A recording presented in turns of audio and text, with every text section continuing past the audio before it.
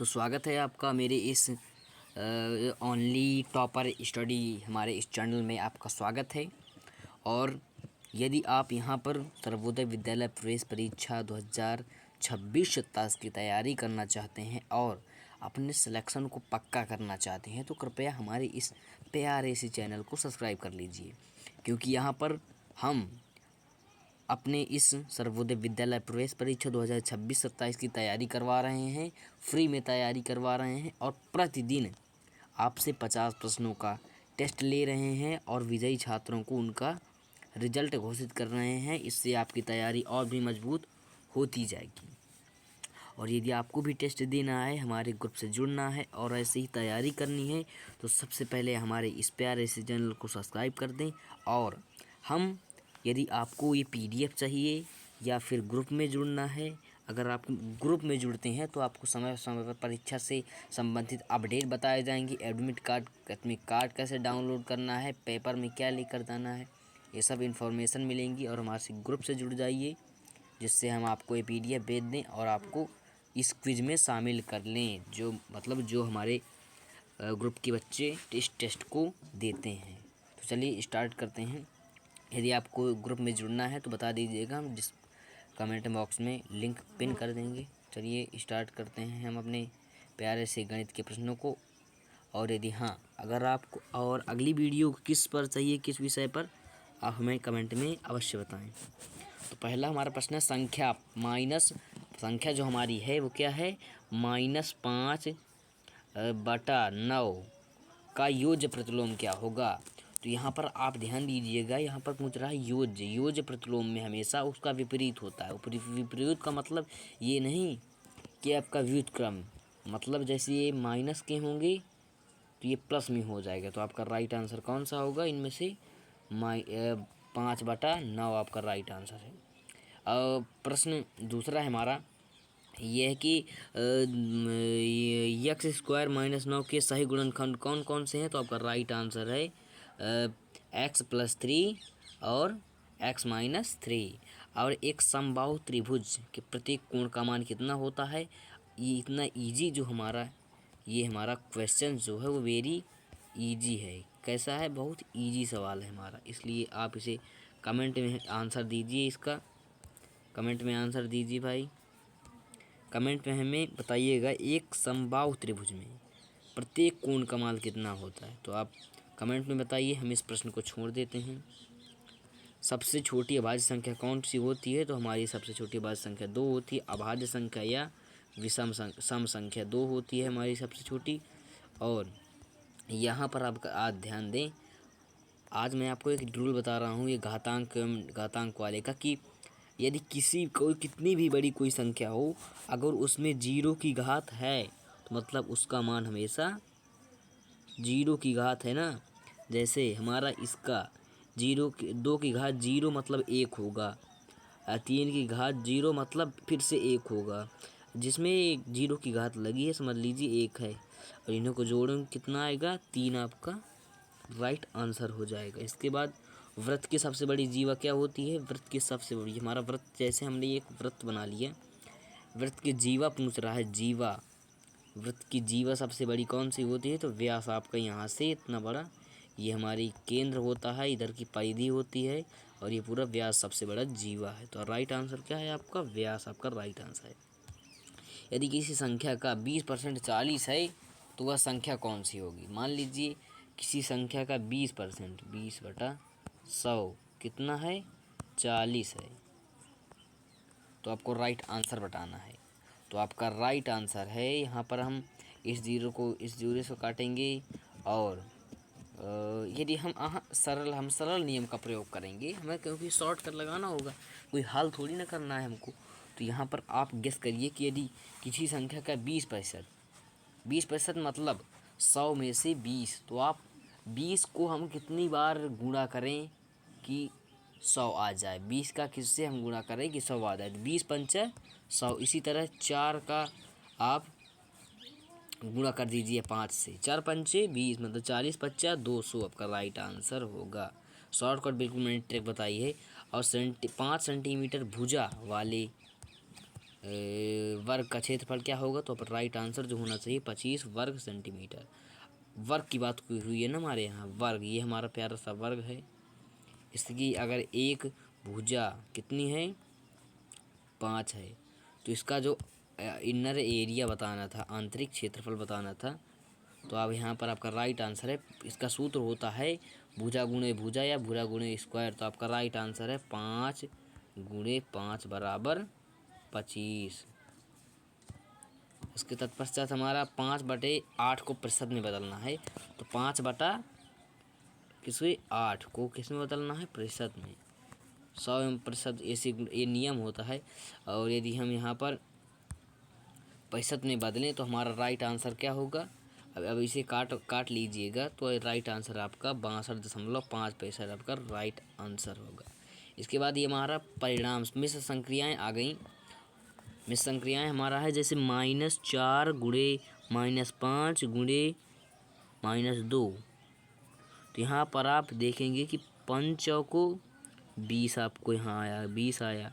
और ये यहाँ पर आप याद रखिएगा, ये माइनस का हमारा माइनस और माइनस का गुणा जो होता है वो प्लस होता है, तो हमारे प्लस के 20 आए। ध्यान से देखिएगा, हमारे 20 आए, ये हमारा 20 आ गया। किसका 20 आया, प्लस का। और गुणा करेंगे 2 से, -2 से। तो यहाँ पर आप देखेंगे कि ये माइनस और प्लस हमेशा क्या होते हैं, माइनस। माइनस पता चल गया, और 20 दूना 40, माइनस के 40 आपका राइट आंसर होना चाहिए। -40 आपका राइट आंसर है। इसके बाद संख्या 121 का वर्गमूल क्या होगा, तो आपको सिंपली बिना कहे आपको 1 से 20 तक वर्ग एवं वर्गमूल याद कर लेना है। राइट आंसर है आपका 11। किसी चतुर्भुज के चारों अंतःकोणों का मान 360 डिग्री सेल्सियस होता है, डिग्री होता है, सेल्सियस नहीं। और यहाँ पर यदि आप ध्यान दें, हमने बताया था पिछली वीडियो में, आज आप हमारे चैनल पे विजिट करके प्रत्येक वीडियो की प्लेलिस्ट बनी है, जब वहाँ से देख सकते हैं। तो यहाँ पर आप देखिए कि हमने यहाँ पर 2 + 5 = 15, क्या यहाँ पर पूछ रहा है, क्या जोड़ने पर x का मान क्या होगा, x। तो आप यहाँ पर गेस करिए, यहाँ पर जैसे ये हमारा 2 है और x है, तो यहाँ पर ये मतलब है कि जो के बाद जो x है, 2 का गुणा हम किससे कर दें, तो हमारा यहाँ पर 2 × 5 = 10 हो गया। और ये हमारा जो है समीकरण तैयार हो चुका है। यहाँ पर सॉरी यहाँ पर 5 है, ओनली 5 है, तो यहाँ पर आप गुणा करिए, 2 × 5 = 10 और 10 + 5 = 15 आपका राइट आंसर होगा, 15। एक पासे को फेंकने पर सम संख्या आने की प्रायिकता क्या है, राइट आंसर है आपका 1/2 सम संख्या आने की प्रायिकता। मान लीजिए ये हमारा पासा है, 1 मिनट के लिए मान लेते हैं, आपको पासा बनाना सिखाते हैं। पासा है हमारे, ये हमने पासा घनाभ बना लिया एक तरह से, लेकिन इस तरह पासा भी होता है इसी तरह। हाँ, ये हमने पासा तैयार कर लिया है। इसमें पूछ रहा है कि एक पासे में एक सम संख्या प्रायिकता क्या है, तो 1/2 मतलब आधे। और यहाँ पर ध्यान दे, यहाँ पर 10⁻³ पूछ रहा है ना, मतलब 10 का 10वें बार गुणा 3 बार, 10 100, 100 1000 आंसर, आप राइट आंसर 1000 है। कौन सी संख्या परिमेय संख्या है, परिमेय संख्या भाई 2/3 है। आयत के लंबायत के परिमाप का क्षेत्र, परिमाप का सूत्र 2 गुणे नहीं लगा है, आप लगा सकते हैं, लंबाई + चौड़ाई। 18वां प्रश्न है हमारा, संख्या संख्या क्या है आपकी, वो है 0.05 को किस में बदलना है, भिन्न में बदलना है। तो आप यहाँ पर ध्यान दीजिए, दशमलव के बाद कितने अंक हैं, तो 2 हैं, तो मतलब यहाँ पर आप केवल 5 लिखकर 2 0 कर दीजिए और 1 लगा दीजिए। जितने संख्याएं हों लास्ट में, दशमलव के बाद जितनी संख्याएं हैं उतने 0 लगाना है और 1 लगाना है। और यहाँ पर यदि काटें आप, तो यहाँ पर आपको 20 बार कटेगा, 20 बार कटेगा। 1 मिनट, 5 और 20। हाँ, आपका राइट आंसर 1/20 होगा। आपको समझ में आ रहा है? कमेंट में ज़रूर बताएं। क्या आपको हमारा बनाना अच्छा लग रहा है? यदि अच्छा लग रहा है तो कमेंट में प्लीज़ ज़रूर बताइएगा। यदि x + y = 10 है तो x - y = 2 है तो x का मान क्या होगा? तो आपका राइट आंसर यहाँ पर 6 होना चाहिए। क्या है? 6।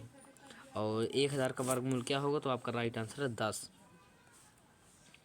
इसके बाद त्रिभुज के दो कोणों का मान, यदि त्रिभुज है हमारा ये त्रिभुज है, इसके दो कोणों का मान, एक कोण ये मान लीजिए, इसका मान 60 अंश है, इसका मान 40 अंश है, तो भाई इसका बताना है। तो इसका एक रूल होता है पाइथागोरस प्रमेय। इसमें भाई 40 किसका वर्गमूल है? किसका वर्गमूल है भाई? बताइए जल्दी, कमेंट में बताइए 40 किसका वर्गमूल है?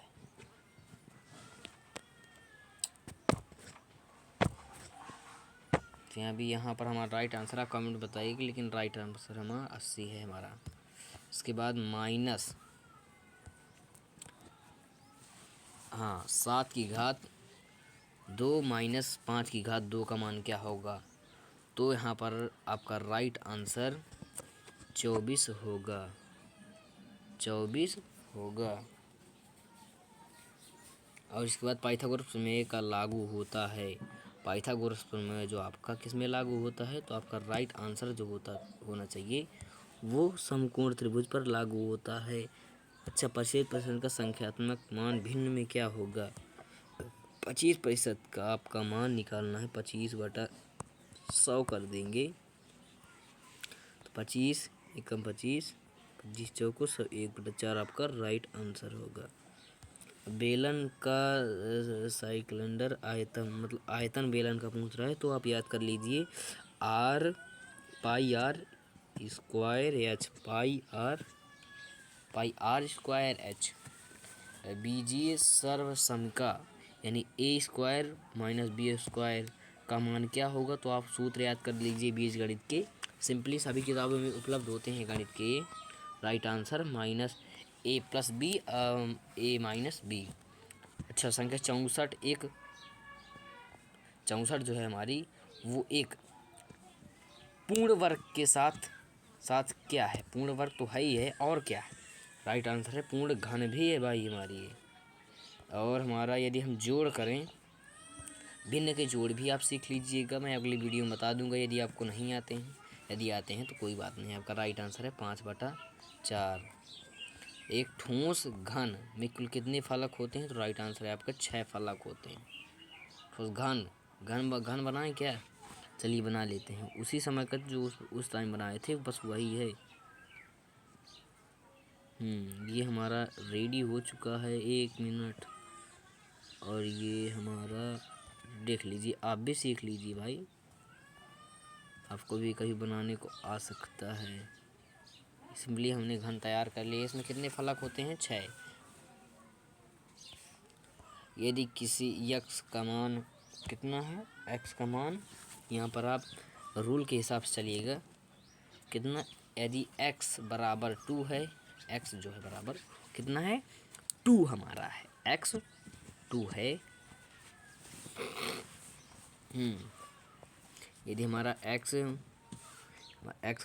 2 है तो इसका मान बताना है। तो 3 और यहाँ पर हम गुणा कर देंगे, और 2 दूनम, और यहाँ पर हमारा 2 होगा ना x की जगह में, तो x की जगह हमारा क्या है? 2 2 दूनम 4, 4 3 12 होगा, 12 5 17 आपका राइट आंसर होगा।